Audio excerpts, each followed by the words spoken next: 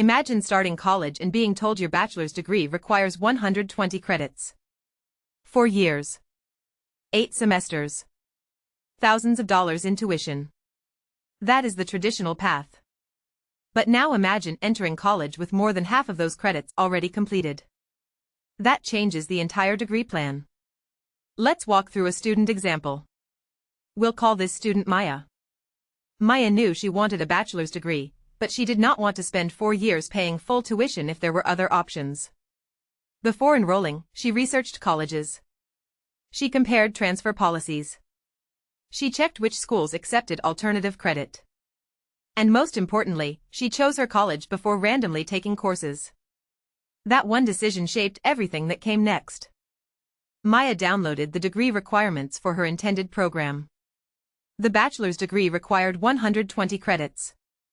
Some were general education courses. Some were electives. Others were major requirements that had to be completed through the university. Instead of looking at the degree as one large program, Maya separated the requirements into groups. Which courses could transfer? Which courses could be completed through an alternative credit provider? Which courses had to be taken at the university? And how many credits did the school require her to complete directly through them? Maya started small. Her first alternative course was worth 3 credits. She completed it while working through her regular schedule. Then she took another. And another.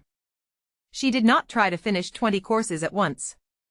She built a routine. 1 course. Finish it. Save the records. Update the degree checklist. Then move to the next course. Over time, the credits began to add up. 3 credits became 12. 12 became 24. 24 became 36. Maya continued checking her plan because course acceptance could matter more than speed. Before taking a new course, she asked one question. Where does this course fit in my degree? If she could not answer that question, she did not take the course yet. This helped her avoid earning random credits that might only transfer as electives. By the time Maya officially began her university coursework, she had completed a large portion of her transferable requirements. She still had major courses to finish. She still had assignments. She still had exams. This was not a shortcut around earning the degree. She had simply completed part of the degree through a different path. Now the financial difference started to become visible. Instead of paying university tuition for every possible course, Maya had used lower-cost options for approved transferable credits. She saved her university tuition for the courses she actually needed to take there. She also shortened the number of terms required to finish the remaining degree requirements. But Maya made one mistake. She assumed one of her completed courses would automatically satisfy a specific degree requirement. When the transcript was evaluated, the course transferred. But it entered the degree plan as an elective. The credits were not lost. They simply did not fill the requirement Maya expected. That meant she still needed another course. This is why transfer credit planning matters. A college accepting a course does not always mean the course will apply exactly where you want it. After that experience, Maya became more careful. She saved screenshots of transfer information. She kept copies of her course records. She reviewed her degree audit. And when something looked wrong, she asked questions.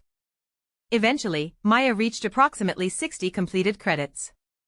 She contacted her advisor and asked whether she qualified for an associate degree along the way. The school reviewed her record. She had enough credits. She had completed the required categories. And after completing the school's conferral process, Maya received an associate degree. She was not finished with college. She was still working toward the bachelor's degree. But now she had an official college credential while continuing the larger program. That credential went on her resume. Then Maya continued. Her remaining courses were more focused on her major.